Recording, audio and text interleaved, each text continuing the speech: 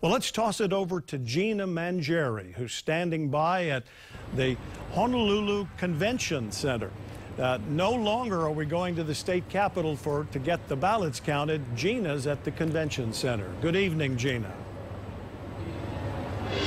Good evening, Joe. That's right. We're here at the Hawaii Convention Center where the counting is going to be done here behind me through these doors at an exhibit hall. This is a change that was made in response to the COVID situation this year. With the Capitol being closed, this one enables more social distancing for the folks. You can see them behind us here waiting. Not a lot of action happening here right now, and here's why. Because most of the scanning of the ballots has already been done for a whole lot of ballots. Take a look at our numbers that we've been compiling. I'm going to show you on my chart here.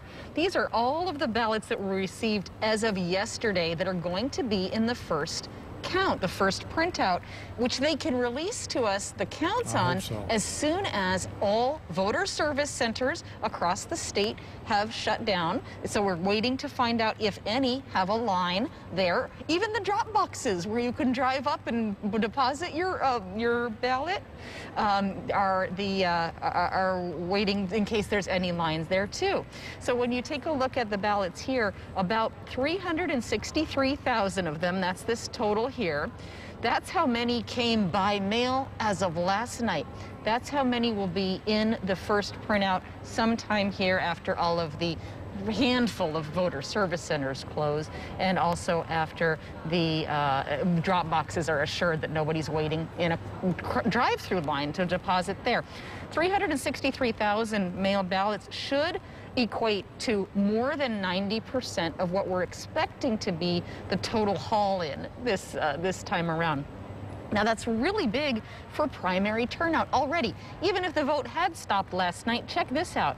That's a 367,000 people total when you add in people who came at the voter service center.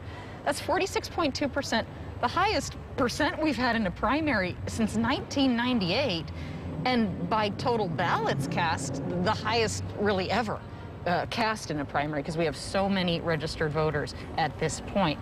What changed today? Well, let's toggle over here to our as of today numbers. We do know that on Oahu, at least another 7,000 people voted today. Most of them had been received by mail. Several voted in person. Several hundred voted in person at the service centers, Kapolei or Honolulu Hale. So we know that number is going to increase probably somewhere north of 380,000 or so by the time we get all of the neighbor island updates in. So I'm checking here. We don't have an update yet on how many polling, I should call them voter service centers, are closed or open at this point. We can check with Sam at Honolulu Hale here in a moment to see what he's seeing down there. But as soon as those numbers come in, we're going to flash up results that'll look something like this. Now, this is the zero. These are not voted ballots. You can tell that there's zeros all over, but it's going to look something like that. We're going to zero in on those important races and get you all that information. Which ones?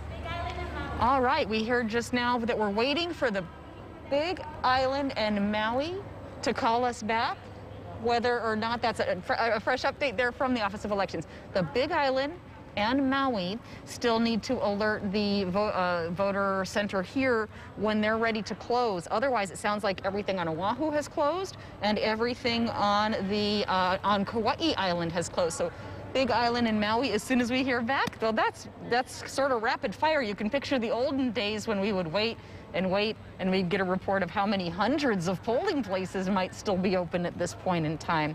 So just waiting on 2 islands to close down a handful of their voter service centers and check their drop boxes. Let me send it back to you in the studio while we await updates from here. We'll come right back to you when we have results.